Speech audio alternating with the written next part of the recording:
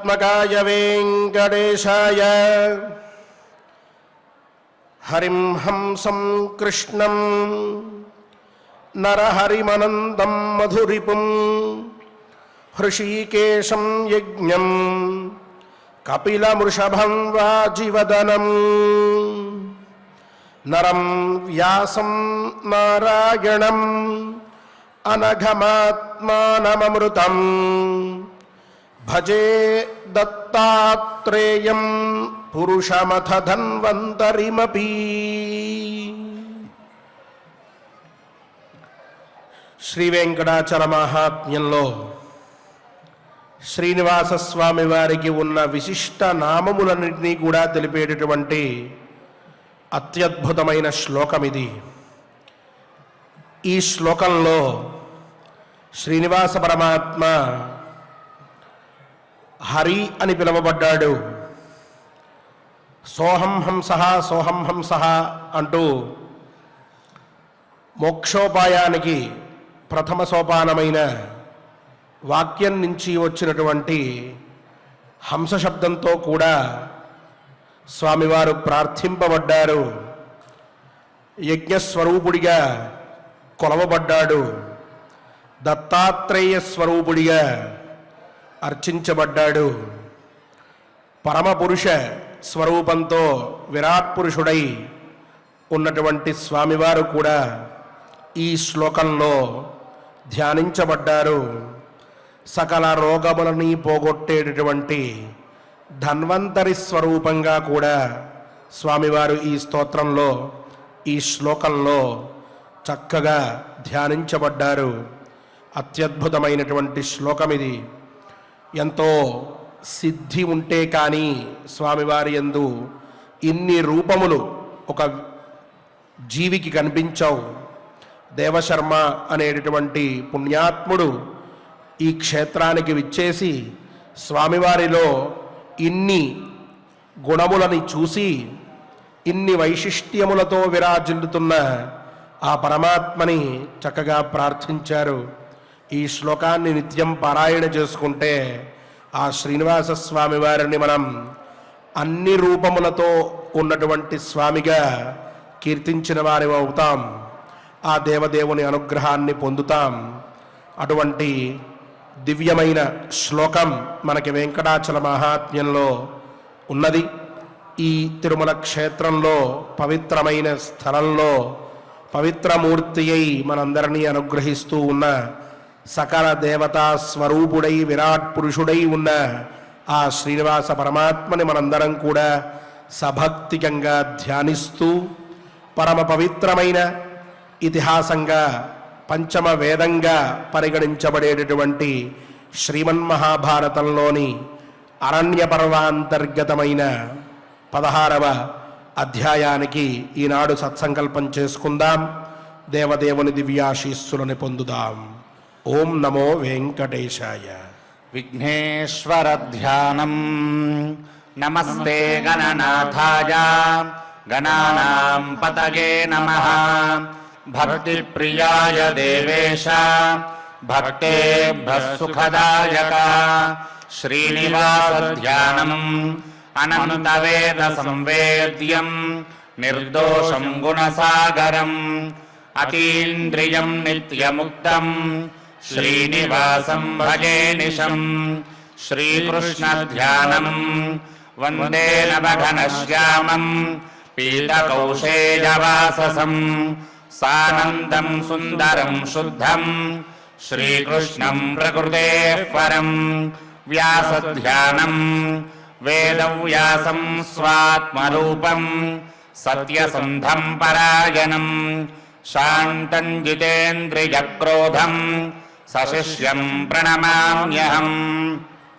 అథ సంకల్పః శ్రీమదాదివరాహ క్షేత్రే విరాజమానస్య జగద్రక్షణార్థమవతీర్ణస్య శ్రీమదఖిలాండకోటి బ్రహ్మాండనాయకస్య శ్రీవేంకటేశ్వర స్వామినః పరిపూర్ణానుగ్రహేణ సర్వేషాం భక్తజనానాం ఆదివ్యాధి నివృత్తి ద్వారా आयुरारोग्यैश्वर्याभिवृद्ध्यर्थं सर्वारिष्टनिवृत्तिद्वारा सकलश्रेयोभिवृद्ध्यर्थं धर्मार्थकाममोक्षाख्य चतुर्विधा पुरुषार्थसिद्ध्यर्थं समस्तपापक्षयार्थं श्रीपरमेश्वरप्रीत्यर्थं श्रीमन्महाभारते वनपर्वणि यथाशक्ति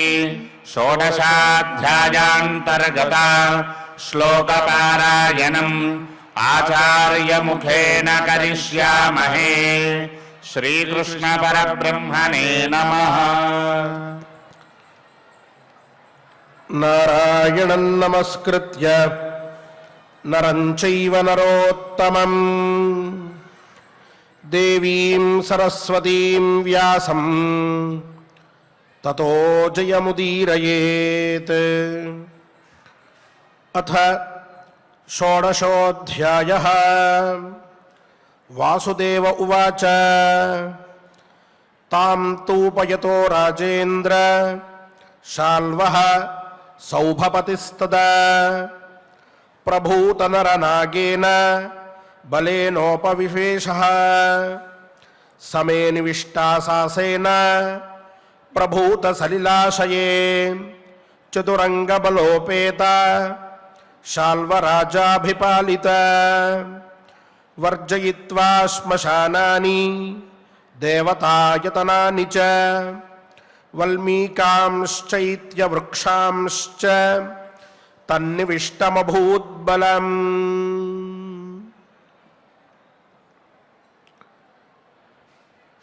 శ్రీకృష్ణ పరమాత్మ ఇంద్రప్రస్థంలో ధర్మరాజు ఆచరించిన రాజసూయయాగ అనంతర కార్యక్రమాల్లో ఉన్నారు. ద్వారకానగరంలో సాంబుడు, చారుదేష్ణుడు, ప్రద్యుమ్నుడు, ఉగ్రసేనుడు మొదలైన వీరులందరూ కూడా ఉన్నారు. వారందరి చేత ద్వారకానగరం సురక్షితం చెయ్యబడింది అని నిన్న మనం తెలుసుకున్నాం. యుద్ధ సన్నద్ధతతో ద్వారకా నగరం ఉన్నది అని చెప్పుకున్నాం. ఆ సమయానికి అలా సంసిద్ధంగా ఉన్నటువంటి ద్వారకా నగరం గురించి శాల్వుడు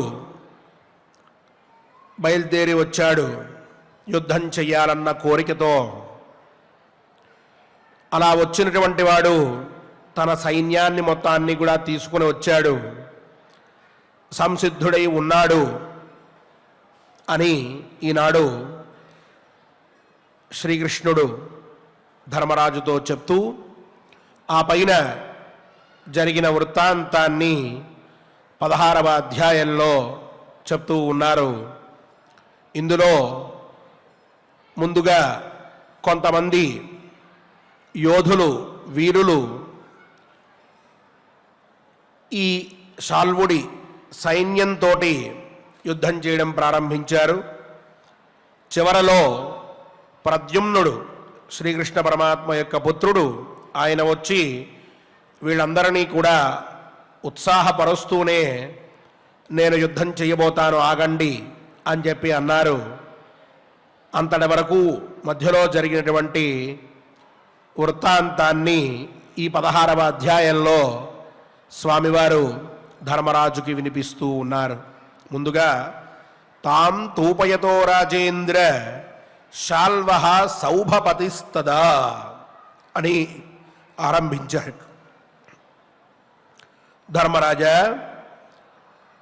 సాల్వుడు గజ, తురగ అంటే ఏనుగులు, అశ్వములు, పదాతి దళం అని చెప్పి ఆ దళం, వీటన్నిటితో కలిసి ద్వారకా నగరానికి వచ్చాడు. ప్రభూత నరనాగేన బలేన ఉపవివేశ, చాలా వేగంగా ఇన్ని రక్షణోపాయాలు తీసుకుని ఇంద్రభవనంలా ప్రకాశిస్తూ ఉన్నటువంటి ద్వారకా నగరం మీద దండెత్తాలి అన్నటువంటి ఆలోచనతో నేను ద్వారకా నగరంలోనే ఉన్నాను అని అనుకుని నన్ను సంహరించాలి అన్న ఉద్దేశ్యంతో తన దగ్గర ఉన్నటువంటి యోధానుయోధులందరినీ కూడా వెంటబెట్టుకుని సాల్వుడు బయలుదేరి వచ్చాడు.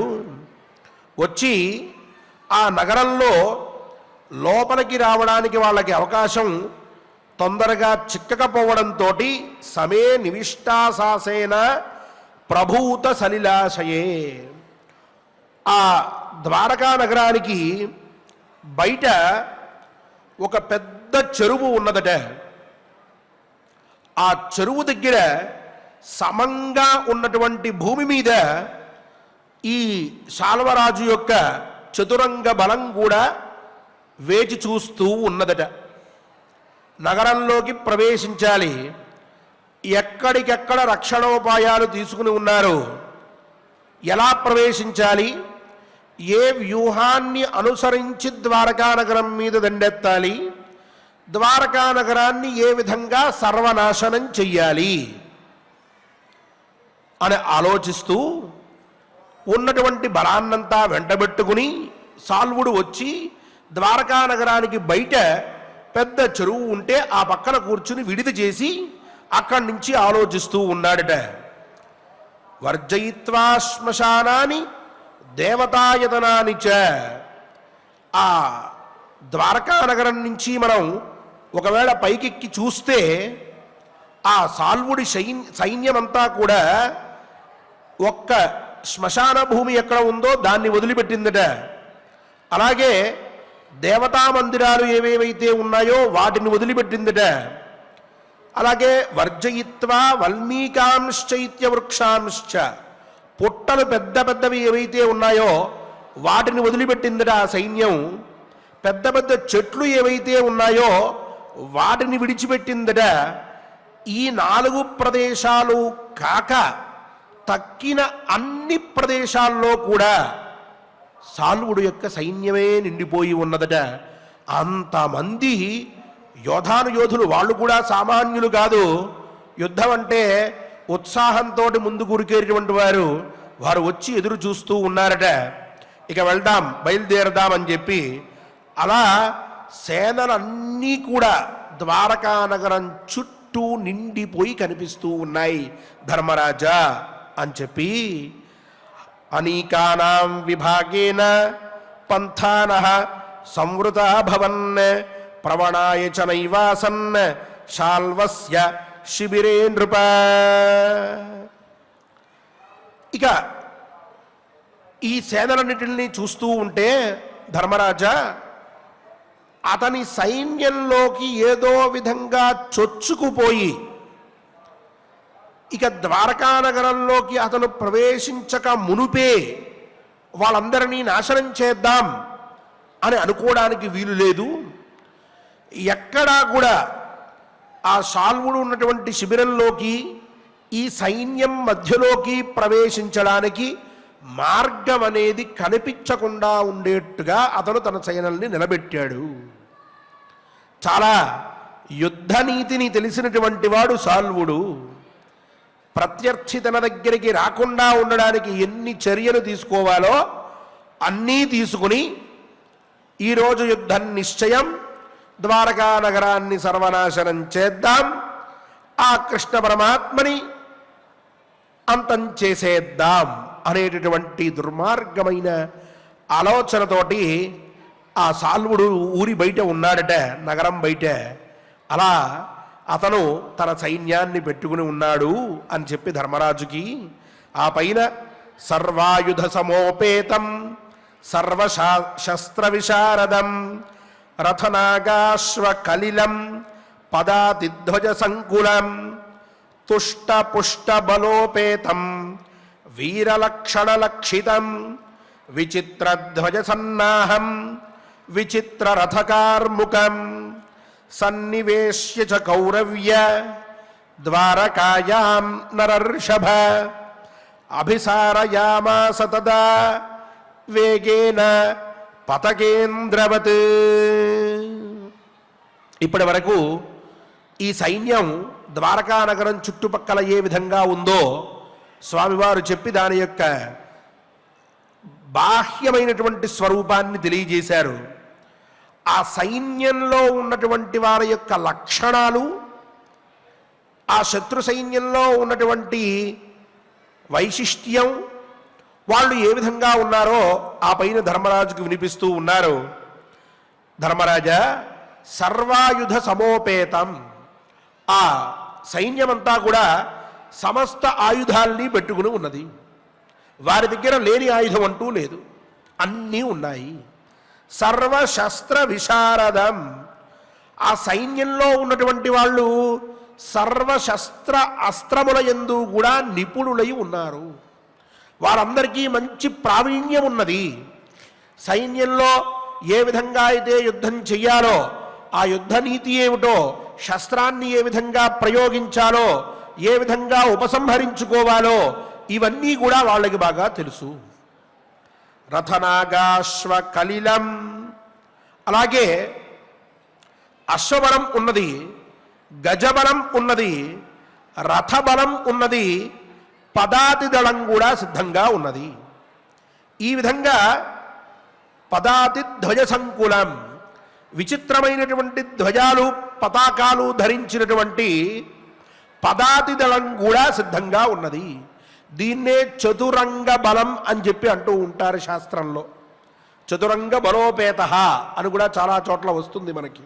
అంటే చతురంగములు అని అంటే మొదటిది అశ్వబలం, అలాగే గజబలం, రథబలం, పదాతి బలం అంటే మనుష్యులు సైనికుల బలం.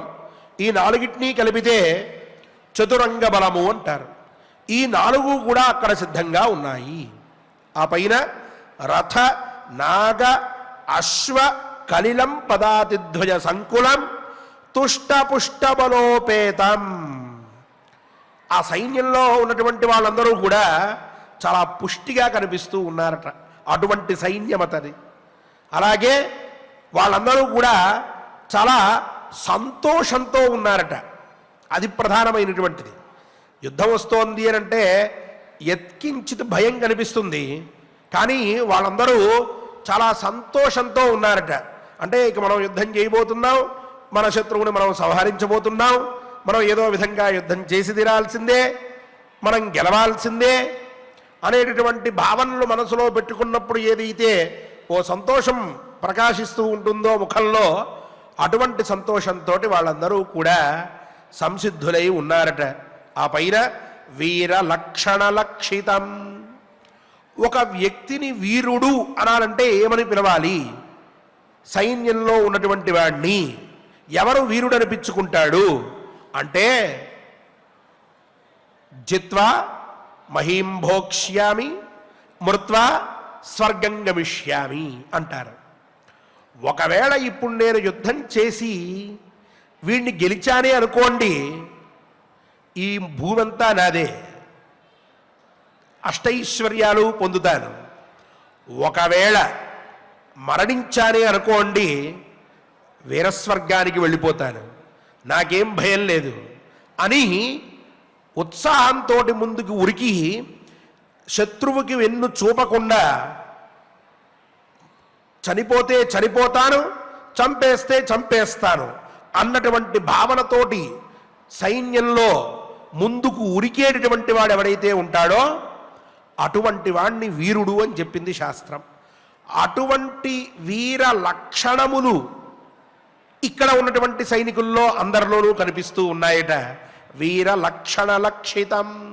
అటువంటి మనుష్యులు వాళ్ళందరూ కూడా సైనికులు దానవ అంటే వాళ్ళంతా కూడా రాక్షసులే, రాక్షస స్వభావం కలిగినటువంటి వారే. వాళ్ళందరూ ఇలా కనిపిస్తూ ఉన్నారట. సన్నివేశ్య చ కౌరవ్య ద్వారకాయాన్నరర్షభ అభిసారయామాస తదా వేదేన పతకేంద్రవత్. ఇక ఇలాంటి విచిత్రమైన రథాలు, ధనుస్సులు అన్నీ కలిపి ఉన్నటువంటి సైన్యాన్ని ఈ సాల్వుడు ఇక పదండి ముందుకు వెళ్దాం అని చెప్పి అంటూ ఒక్కొక్క సైన్య భాగాన్ని కూడా ముందుకు నడిపిస్తూ ద్వారక వైపుగా తన ప్రయాణాన్ని ఆరంభించాడట. వస్తూ ఉన్నాడు. ముందుగా అశ్వబలం, వెనకాల గజబలం, ఆ పైన పదాతి బలం, రథములు, వాటి యందు వీరులు, వారి వెనకాల మళ్ళీ కొంతమంది సైనికులు, అల్లంత దూరంలో వాళ్ళంతా ఉన్నారు. ద్వారకా నగరం వైపు వస్తున్నారు. భూమి బద్దలైపోతుందా అన్నటువంటి విధంగా ఉందట. చుట్టుపక్కల అంతా కూడా యుద్ధ వాతావరణం నెలకొని ఉన్నది. అందరికీ భయం పుడుతూ ఉన్నది. వాళ్ళు వస్తూ ఉన్నటువంటి శబ్దం గమనిస్తూ ఉంటేనే ప్రాణాలు పైకి ఎగిరిపోతాయా అన్నట్టుగా ఉంది. ఆ సైన్యం బయలుదేరి వస్తూ ఉంటే చాలా ఆవేశంగా, ఉత్సాహంగా, సంతోషంతో, చాలా వేగంగా, గరుత్మంతుడు ఎంత వేగంగా ప్రయాణాన్ని చేస్తూ ఉంటాడో అటువంటి విధంగా వేగేన పతకేంద్రవత్, గరుత్మంతుడు వేగం ఎంత ఉందో అంతటి వేగంతో తన సైన్యాన్ని ద్వారకా నగరం వైపు నడిపించుకుంటూ సాల్వుడు తీసుకుని వస్తూ ఉన్నాడు ధర్మరాజా అని చెప్పి, తదాపతంతం సందృశ్య బలం శాల్వపతేస్తదా నిర్యాయ యోధయామాసు కుమారా వృష్ణినందనాః అసహంతోభియానంతద్ శాల్వరాజస్య కౌరవ చారుదేష్ణశ్చ సాంబశ్చ ప్రద్యుమ్నశ్చ మహారథః తే రథైర్దంశితాః సర్వే విచిత్రాభరణధ్వజాః సంసక్తాః శాల్వరాజస్య బహుభిర్యోధపుంగవైః. వస్తోంది సైన్యం. శత్రు మూక అంతా కూడా దండెత్తడానికి సంసిద్ధమై ఉన్నది. వేగంగా కదిలి వస్తోంది ద్వారక వైపు. చూశారు ఇక్కడి నుంచి ఆ సైన్యం రావడం. యాదవ వంశంలో ఉన్నటువంటి వీరులు పౌరుషానికి ఏమాత్రం తగ్గేటటువంటి వారు కాదు. వృష్ణి వంశీకులందరూ కూడా కలిసి రాణి సైన్యాన్ని మేము కూడా ఎదుర్కొంటాం అని కృతనిశ్చయం చేసుకున్నారు. ధైర్యాన్ని పొందారు. చూశారు ఇక దగ్గరికి వస్తోంది. అంతకంటే ముందుకు రానిస్తే ద్వారకకి ప్రమాదం. ఒక స్థలాన్ని నిర్దేశించుకున్నారు. అక్కడికి వచ్చిందా సైన్యం, వెంటనే వెళ్ళి వాళ్ళతో యుద్ధం చెయ్యాలి అని అనుకున్నారు. తమ దగ్గర ఉన్నటువంటి అస్త్రాలని శస్త్రాల్ని తీసుకున్నారు. మంచి యువకులు ఎవరైతే ఉన్నారో సైన్యంలో వాళ్ళంతా బయలుదేరారు. వాళ్ళ యొక్క వాహనాల మీద అందరూ కూడా చాలా వేగంగా వెళ్ళారు. వెళ్ళి ఆ సాల్వరాజు యొక్క సైన్యంలో వీర లక్షణ లక్షితులైనటువంటి యోధానుయోధులతో యుద్ధం చేయడం మొదలెట్టారు. వెను తగ్గలేదు యాదవులు. ఏమాత్రం భయపడలేదు. ఎక్కడా కూడా అణుమాత్రం కూడా భయాన్ని పొందక వీరావేశంతో మా యాదవ నగరానికి, మా ద్వారకకి వచ్చి మమ్మల్ని పీడిద్దామని అనుకుంటున్నారా అని చెప్పి ఆ ఆవేశాన్ని నింపుకున్నటువంటి వారై వెళ్ళి వాళ్లతో యుద్ధం చేస్తూ ఉంటే ఆ సమయంలో సాల్వుడు ఎవడు, ద్వారక నగరం మీదకి యుద్ధానికి రావడానికి వీడికి ఎన్ని గుండెలు, మన నగరాన్ని ధ్వంసం చేద్దామని వస్తూ ఉన్నటువంటి నరాధముణ్ణి మనం ఒప్పుకోవడమా, వాణ్ణి రానివ్వడమా, మన యొక్క ద్వారకా నగరాన్ని వాడికి అప్పయప్పడమా, ఇది జరిగేదేనా అని చెప్పి ఆవేశాన్ని తెచ్చుకున్నటువంటి వారై చారుదేష్ణశ్చ సాంబశ్చ ప్రద్యుమ్నశ్చ మహారథః, చారుదేష్ణుడు, సాంబుడు, ప్రద్యుమ్నుడు, ఇది వీళ్ళు ముగ్గురు కూడా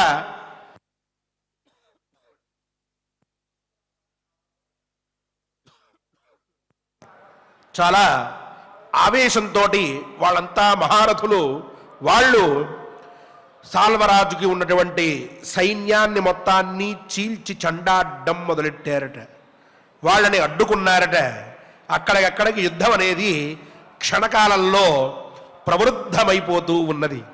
చాలా పెద్దగా జరగడం మొదలుపెట్టింది. ఆ సమయంలో ధర్మరాజా గృహీత్వా కార్ముకం సాంబః శాల్వస్య సచివం రణే యోధయామాస సంహృష్టః క్షేమ వృద్ధిం చమూపతిం తస్య బాణమయం వర్షం జాంబవత్యా సుతో మహత్ ముమోచ భరతశ్రేష్ఠ యథా వర్షం సహస్రదిక్ తద్బాణవర్షం తుములం విషేహే సచమూపతి క్షేమవృద్ధిర్మహారాజ హిమవానివ నిశ్చలః.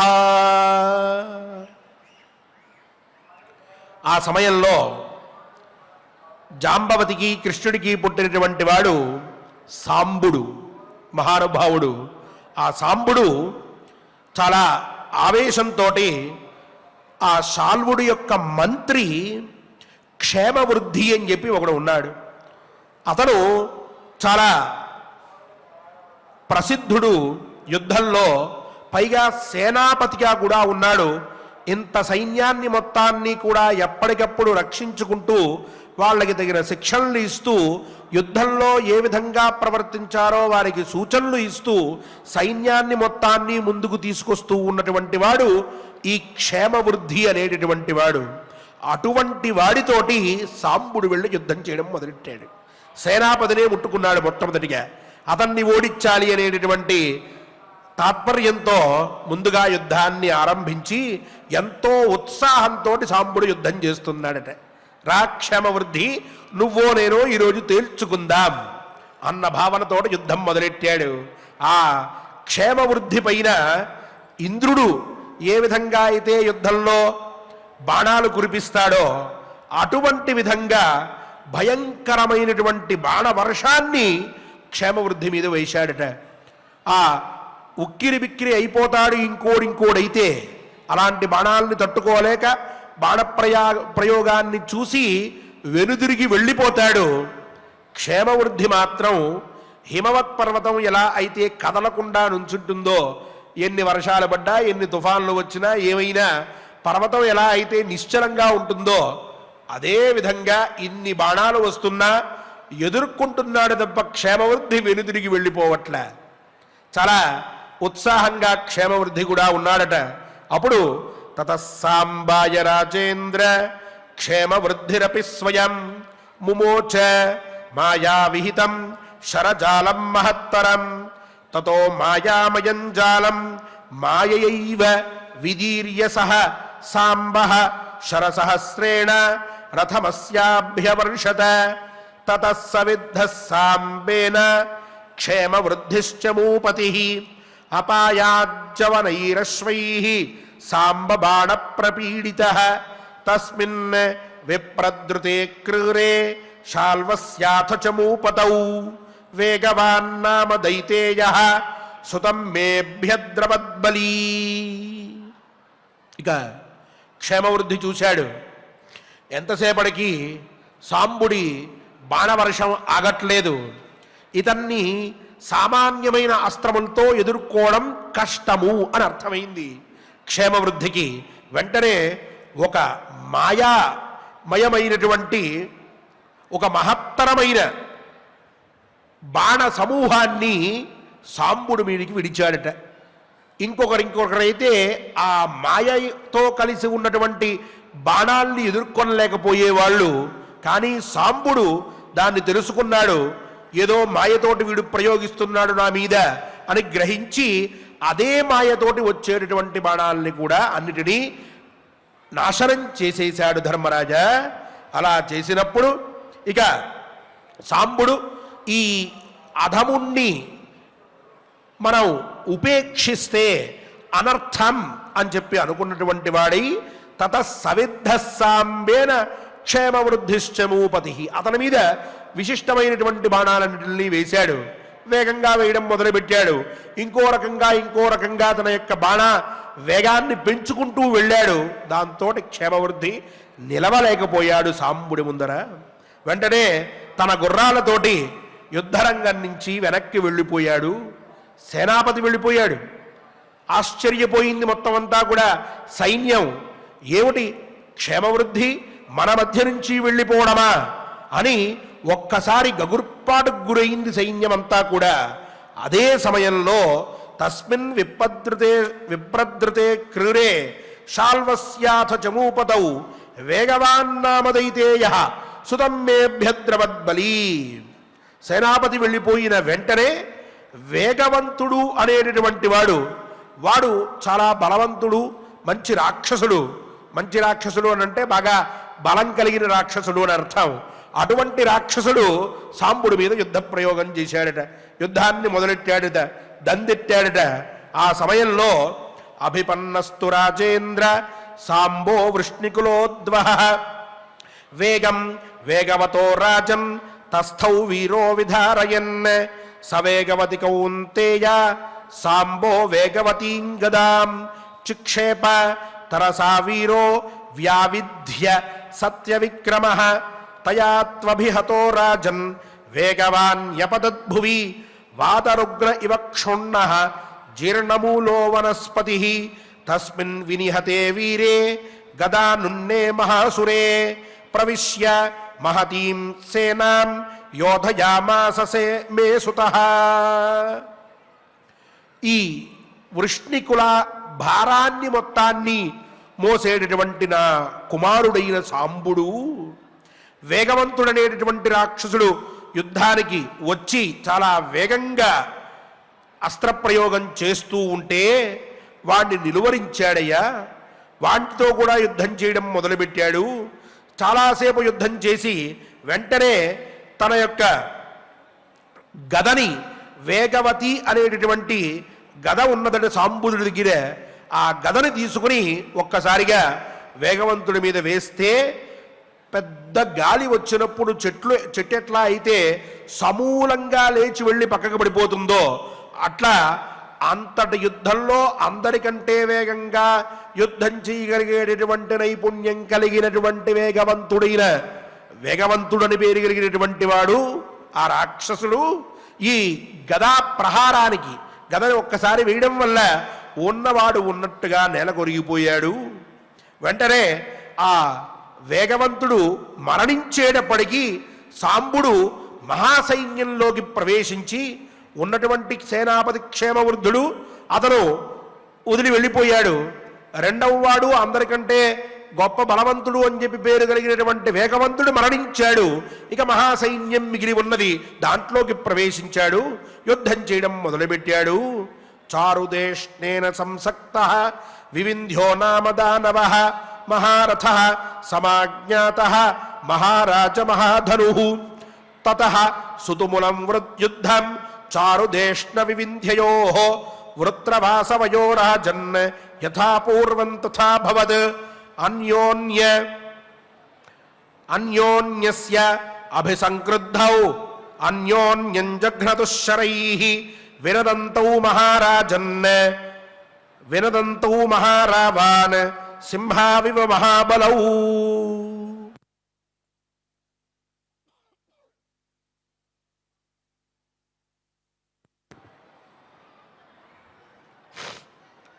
ఆ పైన రుక్మిణీదేవికి అలాగే శ్రీకృష్ణ పరమాత్మకి పుట్టినటువంటి వాడు చారుదేష్ణుడు అనేటటువంటి పేరు కలిగిన మహానుభావుడు.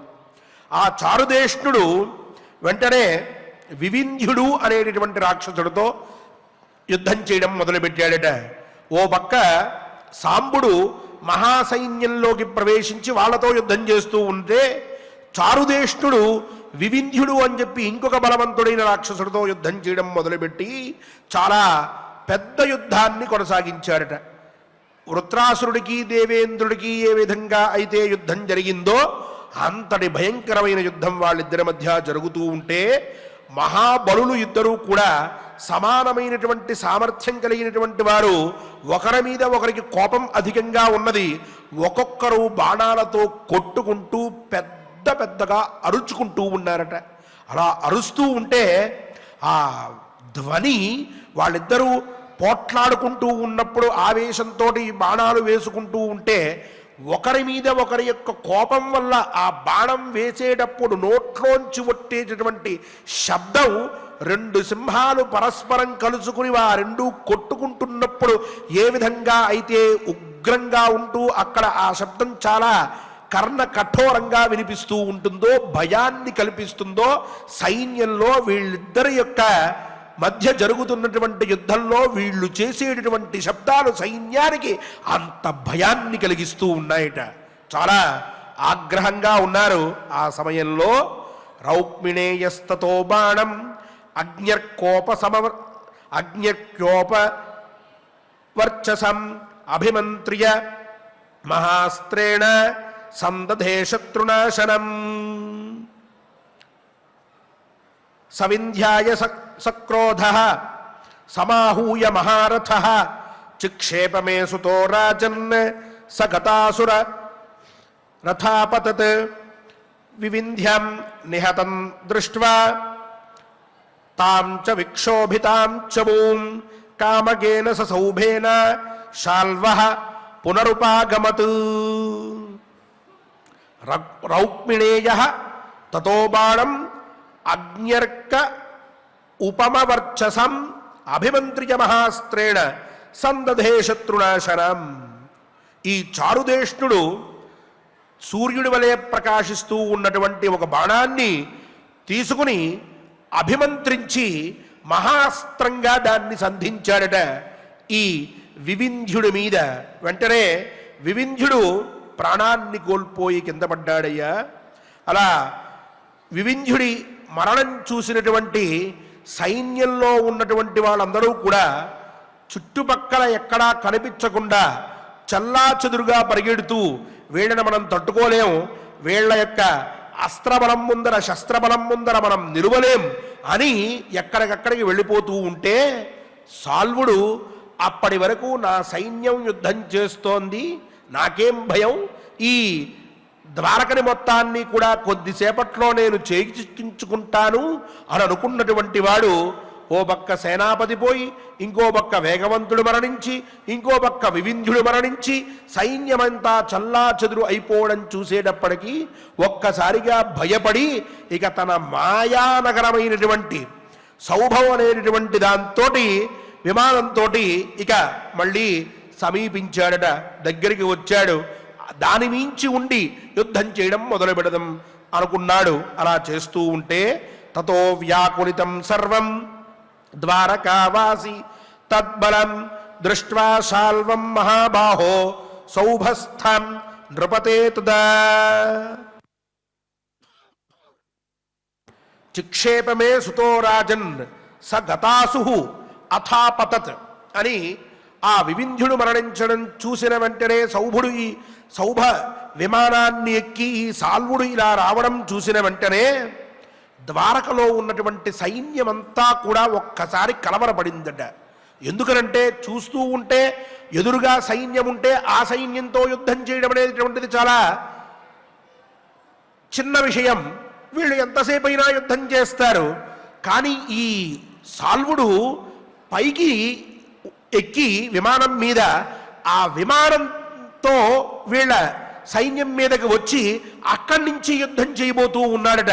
వీడు చూస్తే పైనున్నాడు, మనమంతా కిందున్నాం, ఇక్కడి నుంచి ఎట్లా బాణప్రయోగం చేస్తాం, వాడిని ఎట్లా నిలువరిస్తాం అని చెప్పి కలవరపడిపోతూ ఉంటే ఆ సమయంలో తతో నిర్యాయ కౌరవ్య అవస్థాప్య చ తద్బలం ఆనర్తానాం మహారాజ ప్రద్యుమ్నో వాక్యమబ్రవీత్ సర్వే భవంతః తిష్టంతు సర్వే పశ్యంతు మాం యుధి నివారయంతం సంగ్రామే బలాత్ సౌభం సరాజకం అహం సౌభపతే సేనాం ఆయసైర్భుజగైరివ ధనుర్భుజ వినిర్ముక్తైః నాశయామ్యద్య యాదవాః ఆశ్వసధ్వం నభీః కార్య సౌభరాట్ అద్య నశ్యతి మయాభిపన్నో దుష్టాత్మా ససౌభో వినశిష్యతి. ఏవం బ్రువతి సంహృష్టే ప్రద్యుమ్నే పాండునందన విష్ఠితం తద్బలం వీర యుయుధే చ యథా సుఖం. ఇది శ్రీమన్మహాభారతే వనపర్వణి అర్జునాభిగమన పర్వణి సౌభవధోపాఖ్యానే షోడశోऽధ్యాయః. ధర్మరాజా, ఆ సమయంలో ప్రద్యుమ్నుడు నగరంలో ఉండి ఈ సేన ఇక తమ మీదికి వస్తూ ఉంటే ముందర ఉన్నటువంటి వాళ్ళని దాటుకుని అప్పుడు వాళ్లతో యుద్ధం చేయడానికి సంసిద్ధుడై నిలువరిస్తూ ఉండడం కోసమని చెప్పి అక్కడ ఉన్నటువంటి వాడు ఆ ప్రద్యుమ్నుడు లోపల ఉన్నటువంటి వాడు, ఆయన నా కుమారుడు నగరం నుంచి బయటికి వచ్చాడు. బయటికి వచ్చి కలవరపడిపోతున్నటువంటి సైన్యాన్ని మొత్తాన్ని చూసి వాళ్ళందరితో ఇలా చెప్పాడు, సర్వే భవంతస్తిష్టంతు, మీరంతా నిలిచి ఉండండి. అలాగే సర్వే పశ్యంతు మాం యుధి, ఈ సాల్వుడితోటి అధముడితోటి నేను ఏ విధంగా యుద్ధం చేస్తానో మీరందరూ కూడా చూడండి. నేను ఈ సాల్వుణ్ణి ఆ సౌభ విమానాన్ని నిలువరిస్తాను, వాళ్ళందరినీ అడ్డుకుంటాను, మనకేమీ భయం లేదు, మీరందరూ క్షేమంగా ఉండండి అని చెప్పి ఆ పైన అంటున్నాడు, యాదవుల్లారా, యుద్ధంలో ఏమాత్రం భయం లేకుండా ప్రవర్తించేటటువంటి వీర సైనికుల్లారా, అభిమాన ధనులారా, ఒక్క క్షణమాగండి. మీరెవ్వరూ భయపడవలసిన అవసరం లేదు, ధైర్యం తెచ్చుకోండి. సాల్వుడు సౌభనగరానికి పతి అయినటువంటి వాడు ఇప్పటికిప్పుడు నశిస్తాడు. సర్పాల లాంటి అంటే పావుల్లాగా వేగంగా వచ్చేటటువంటి నా బాణాలతోటి ఆ సాల్వుణ్ణి ఈరోజు నేను నాశనం చేస్తాను. వాడి మరణం తథ్యం. వాడు ఇక్కడ ఉండవచ్చుగాక, ఆకాశంలో ఉండవచ్చుగాక, ఇంకెక్కడికైనా పారిపోవచ్చుగాక, నేను వాణ్ణి వదిలిపెట్టేది లేదు. మీరు భయపడకుండా ధైర్యాన్ని తెచ్చుకున్నటువంటి వారై సుఖంగా అలాగే నుంచుని ఉండండి అనేటప్పటికీ ఆశ్చర్యచకితులై భయంతో కలవరంతో అన్య మనస్కులై ఏమైపోతుందా ఈరోజు ద్వారకా నగరం అని భయపడుతూ ఈ సాల్వుడు చిత్ర విచిత్రమైనటువంటి నగర రూపంలో ఉన్నటువంటి విమానంతో తమ మీద నిలబడి యుద్ధం చేయడానికి సంసిద్ధుడై ఉంటే ఈనాడు ఈ నగరం నాశనం అవ్వడం తథ్యం అని చెప్పి ఒకంత నిరాశకు గురై భయంతో ఒక్కసారిగా బిక్క చచ్చిపోయినటువంటి వాళ్ళుగా ఉన్నటువంటి సైన్యంలో ఉన్న మహావీరులందరూ కూడా ప్రద్యుమ్నుడు అత్యంత విశ్వాసంతో మాట్లాడినటువంటి మాటల వల్ల ఉత్సాహాన్ని తెచ్చుకున్నటువంటి వారై ఏవం బ్రువతి సంహృష్టే ప్రద్యుమ్నే పాండునందన విష్ఠితం తద్బలం వీర వివిధేచ యథా సుఖం. మళ్ళీ ఉత్సాహాన్ని తెచ్చుకుని మేమందరం సిద్ధం అని చెప్పి ఆ సాల్వుడి సంగతి వదిలిపెట్టి ప్రద్యుమ్నుడికి ఈ కింద ఉన్నటువంటి తక్కిన సైన్యం ఏదైతే అప్పటికే తమ మీద వారి యొక్క పరాక్రమాలను చూసి ఓడించడానికి సిద్ధమవుతూ ఒక్కొక్కరిని హతమారుస్తూ ఉంటే ఈ సైన్యాన్ని ముందు మట్టుబెట్టాలి అనేటటువంటి ఆలోచనతోటి ద్విగుణీకృతమైన ఉత్సాహంతో అక్కడ యుద్ధం చేయసాగిందయ్యా.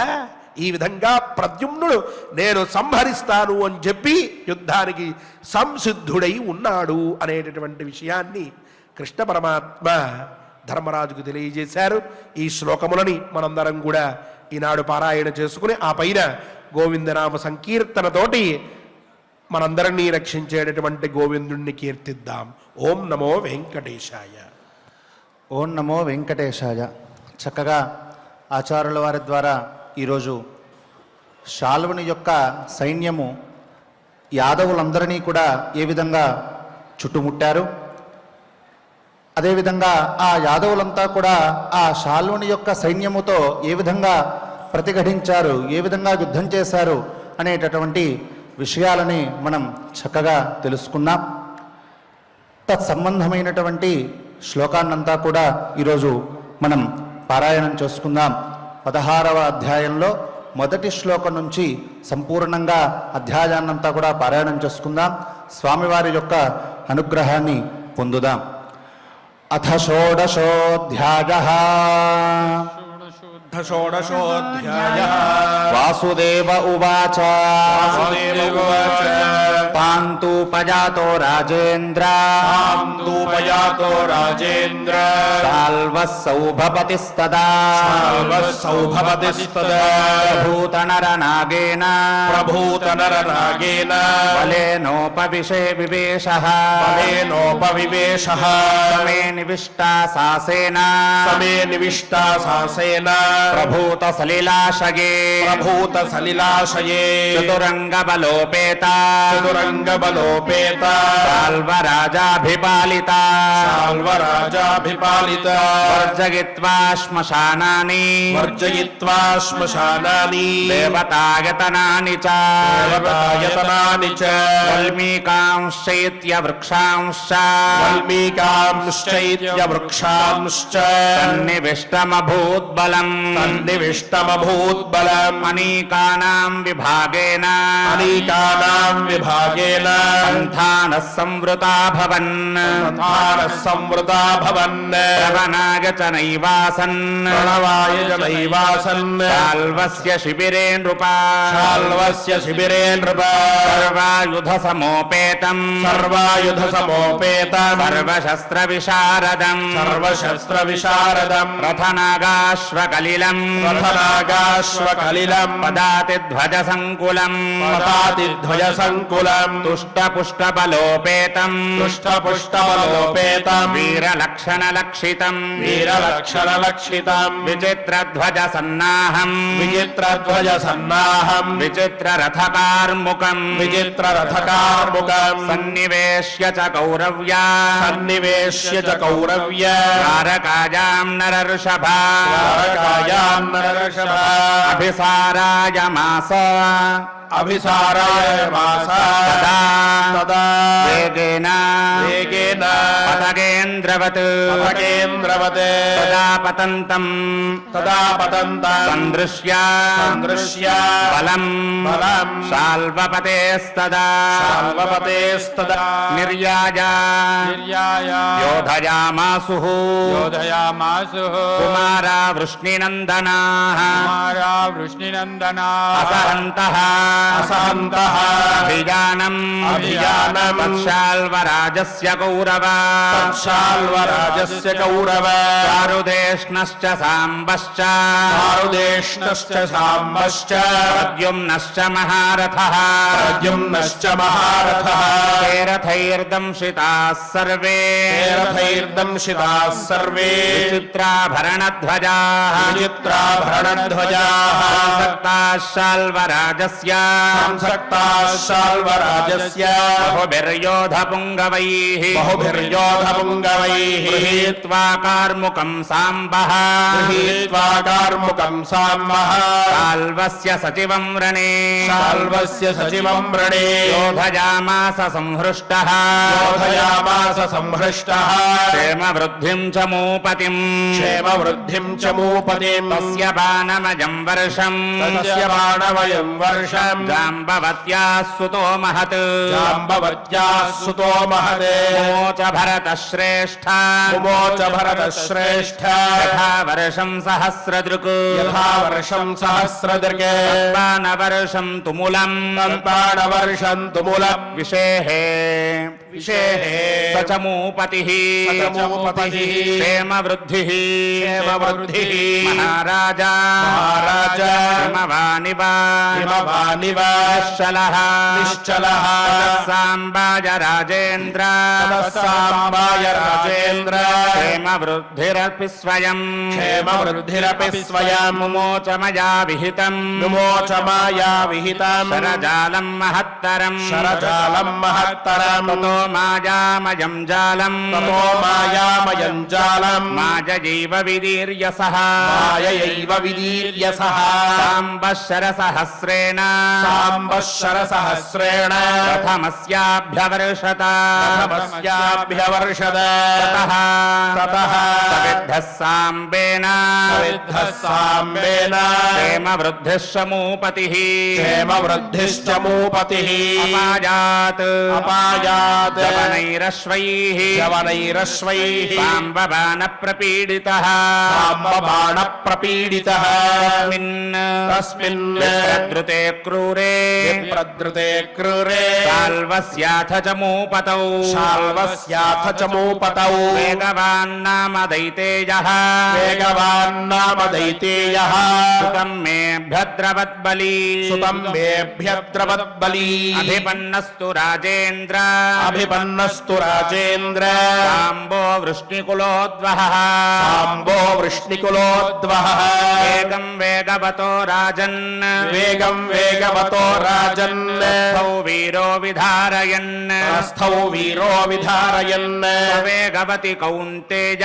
సవేగవతి కౌంతేయ సాంబో వేగవతీం గదా సాంబో వేగవతీం గదాం క్షేపతరసా వీరః చిక్షేపతరసా వీరః యా విద్య సత్యవిక్రమః యా విద్య సత్యవిక్రమః ప్రజాత్వభిహతో రాజన్ తయాత్వభిహతో రాజన్ వేగవాన్యపతద్భువి వేగవాన్యపతద్భువి వాతరుగ్న ఇవ క్షుణ్ణః వాతరుగ్ణ ఇవ క్షుణ్ణః జీర్ణమూలో వనస్పతిః జీర్ణమూలో వనస్పతిః తస్మిన్ వినిహతే వీరే తస్మిన్ వినిహతే వీరే తదానున్నే మహాసురే తదానున్నే మహాసురే ప్రవిశ్య మహతీం సేనా ప్రవిశ్య మహతీం సేనా యోధయామాస మే సుతః యోధయామాస మే సుతః చారుదేష్ణేన సంసక్తః చారుదేష్ణేన సంసక్తః వివింధ్యో నామ దానవః వివిధ్యో నామ దానవః మహారథः సమాజ్ఞాతః మహారథः సమాజ్ఞాతః మహారాజ మహాధనుః మహారాజ మహాధనుః తతః ततः సుతుములం యుద్ధం सुतुमलं युद्धं చారుదేష్ణ చారుదేష్ణ వివింధ్యయోః వివింధ్యయోః పుత్రవాసవజో రాజన్ పుత్రవాసవయో రాజన్ యథా పూర్వం తథా భవతు యథా పూర్వం తథా భవతే అన్యోన్యస్యాభిసంక్రుద్ధౌ అన్యోన్యస్యాభిసంక్రుద్ధౌ అన్యోన్యం జఘ్నతుః శరైః అన్యోన్యం జఘ్నతుః శరైః వినదంతౌ మహారావాన్ వినదంతౌ మహారావాన్ సింహావివ మహాబలౌ సింహావివ మహాబలౌ రౌక్మిణేయస్తతో బాణం రౌక్మిణేయస్తతో బాణం అగ్నిర్కోపమవర్చసం అగ్నిర్కోపమవర్చసం అభిమంత్ర్య మహాస్త్రేణ అభిమంత్ర్య మహాస్త్రేణ సందధే శత్రునాశనం సందధే శత్రునాశనం సవివింధ్యాయ సక్రోధః సవివింధ్యాయ సక్రోధః సమాహూయ మహారథః సమాహూయ మహారథః క్షేపమే సుతో రాజన్ చిక్షేపమే సుతో రాజన్ సగతాసురథాపతత్ సగదాసురథాపతత్ వివింధ్యం నిహతం దృష్ట్వా వివింధ్యన్నిహతం దృష్ట్వా తాంచ విక్షోభితాం చ మూం తాం చ విక్షోభితాం చ మూం కామగేన ససౌభేన కామగేన ససౌభేన సాల్వః పునరుపాగమత్ శాల్వః పునరుపాగమతే తతో వ్యాకులితం సర్వం తతో వ్యాకులితం సర్వం ద్వారకావాసి తద్బలం ద్వారకావాసి తద్బలం దృష్ట్వా శాల్వం మహాబాహో దృష్ట్వా శాల్వం మహాబాహో సౌభస్థం నృపతే తదా సౌభస్థం నృపతే తదా తతో నిర్యాయ కౌరవ్యా తతో నిర్యాయ కౌరవ్య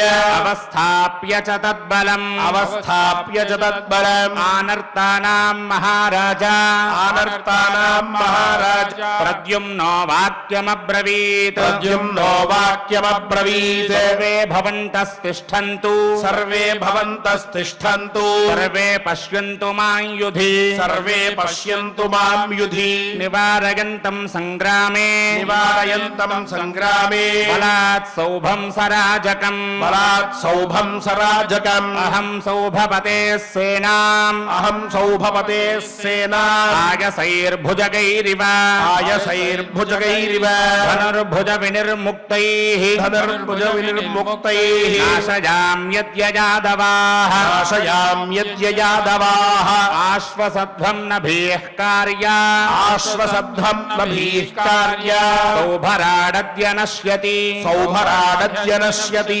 మయాభిపన్నో దుష్టాత్మా మయాభిపన్నో దుష్టాత్మా సౌభో వినశిష్యతి ససౌభో వినశిష్యతి ఏవం బ్రువతి సంహృష్టే ఏవం తాం బృహతి సంవృష్టే ప్రద్యుమ్నే పాండునందన ప్రద్యుమ్నే పాండునందన విష్ఠితం తద్బలం వీర విష్ఠితం తద్బలం వీర యుజుధే చ యథా సుఖం యుయుధే చ యథా సుఖం ఇది శ్రీ మహాభారతే ఇది శ్రీ మహాభారతే వనపర్వాంతర్గత వనపర్వాంతర్గత అర్జునాభిగమన పర్వణి అర్జునాభిగమన పర్వణి సౌభవధోపాఖ్యానే సౌభవధోపాఖ్యానే షోడశోऽధ్యాయः షోడశోऽధ్యాయः.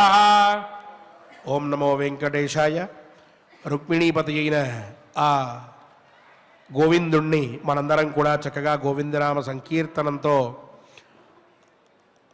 తుష్టుణ్ణి చేసి ఆయన అనుగ్రహాన్ని పొందుదాం. అన్నమాచార్య ప్రాజెక్ట్ కళాకారులందరూ కూడా సంసిద్ధులై ఉన్నారు. వారితో కలిసి ఆ గోవిందనామ సంకీర్తన ఫలాన్ని మనం కూడా పొందుదాం. దేవదేవుని ఆశీస్సులను పొందుదాం. సెరెనిటీ మోడల్ హై స్కూల్ విద్యార్థులకు అమ్మఒడి, సామాన్యులకు అందుబాటులో ఉన్న బడి సెరెనిటీ. మేడ్చల్ జిల్లాలో మేటిగా నిలిచి సాటిలేని ఫలితాలను సాధిస్తున్న #1 స్కూల్ సెరెనిటీ. మా ప్రత్యేకతలు ప్రతి విద్యార్థి పట్ల వ్యక్తిగత శ్రద్ధ, activity based learning and digital class rooms, computer lab, 100% ఫలితాలు, sports and cultural activities, yoga, abacus మరియు vedic maths education. Please visit Serenity Model High School, Nagaram. Admissions are in progress. Call 040-271-46899 and 040-271-48699.